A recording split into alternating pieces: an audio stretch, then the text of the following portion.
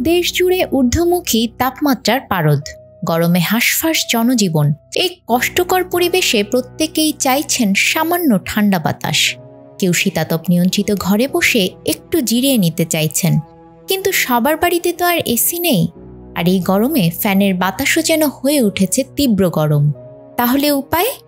শিখে রাখুন এই গরমে ঘর ঠান্ডা রাখার সহজ কিছু উপায়, যার সাহায্যে খুব সহজেই এসি ছাড়াও বাড়িঘর করতে পারবেন ঠান্ডা। ঘরে ভারী পর্দা এবং গাঢ় রঙের পর্দা ব্যবহার করুন। মোটা ভারী পর্দা ভেদ করে রোদের তাপ সহজে ঘরে আসতে পারে না, তাই বাইরে রোদের তেজ বাড়লেও আপনার ঘরটা ঠান্ডা থাকে অনেকক্ষণ।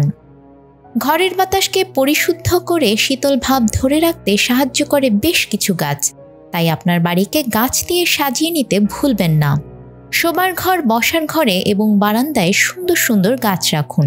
বিশেষ জোর দিন এয়ার পিউরিফাইং গাছগুলিতে, তাহলে আপনার ঘরের শোভাও বাড়বে এবং তাপমাত্রা অনেকটাই কমবে।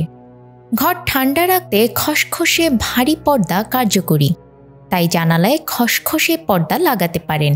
এই পর্দা আপনার ঘরকে যেমন ঠান্ডা রাখবে, তেমনি অন্দরের শোভাও বাড়াবে। বসার ঘরের জানালায় এই পর্দা লাগান। সকাল থেকে বিকেল পর্যন্ত বারবার পর্দাগুলিতে পানি স্প্রে করে দিন। ঘর খুব ঠান্ডা থাকবে। দিনের বেলায় সিলিং ফ্যান চালালে যে বেশি গরম লাগবেই সে কথা নতুন করে বলার অপেক্ষা রাখে না, তাই দুপুরের দিকে সিলিং ফ্যান না চালানোই ভালো। এই সময়টায় স্ট্যান্ড ফ্যান ব্যবহার করুন। সকাল থেকে দুপুরের মধ্যে ঘরের মেঝেতে 3 থেকে 4 বার পানি ছড়িয়ে মুছে নিতে পারেন। এতে সিমেন্টের মেঝে ঠান্ডা থাকবে, তাপ দ্রুত ঘরে ছড়িয়ে পড়বে না। ঘরের এক কোণায় একটি বড় মাটির পাত্রে পানি রাখতে পারেন। সেখানে কিছু জলজ উদ্ভিদ ও ফুল ছিটিয়ে দিতে পারেন। এতে ঘরের শোভা যেমন বাড়বে, তেমন ঘরও ঠান্ডা থাকবে। আফরিন আপ্পি, আমাদের সময়।